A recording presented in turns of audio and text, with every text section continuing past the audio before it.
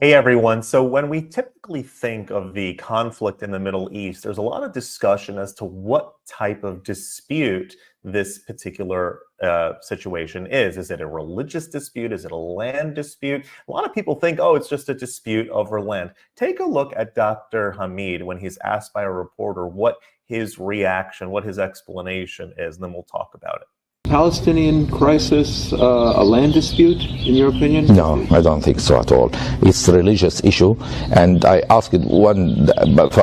It's mainly when you see the whole Palestinian issue. Their problem is they don't want Jews to survive there. So if all Jews became Muslims one day, they will have no problem with that. So the issue with them is Jews.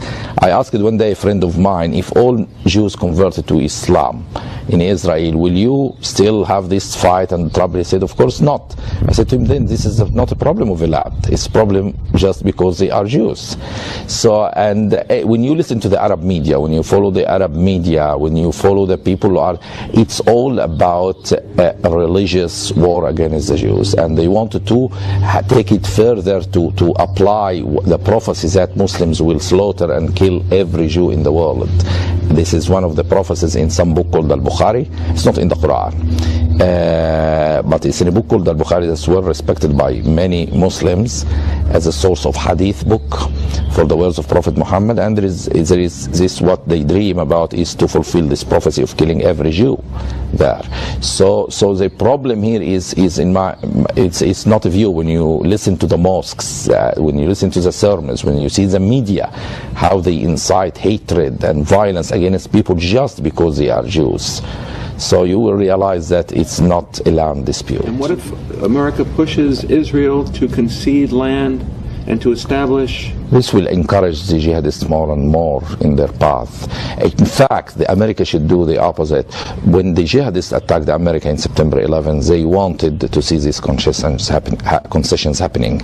And if you showed them concessions, they will just attack you again. As when you were weak in 1998 and you didn't respond strongly enough against the attack on your embassies in Kenya and Tanzania, they attacked you again, and it was stronger. But when you went very hard on them, they haven't attacked you for years, and because they are afraid of you. So the jihadist mind is a different mind. You have to show them that what they want to achieve, they are getting the opposite. So if they are expecting you to do pressure on Israel, for example, to do concessions to them, then in fact you do the opposite of this, and this will give them a lesson. Don't attack us again, because we will not surrender to you, and we will do the opposite of what you want.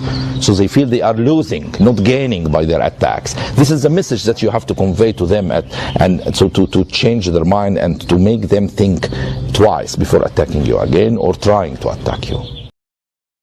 So two important points I think that he makes, and he's again of Arab Muslim background, excuse me.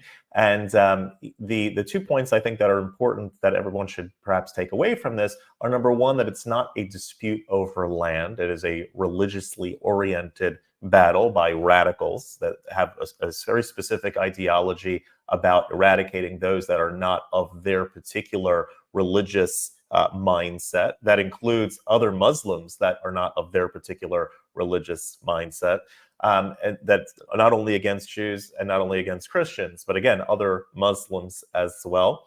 And so it is a religiously oriented pursuit that the terror comes, and that's number one. Number two is that because it's a religiously oriented war, then giving land is not going to do anything to quell any sort of tension.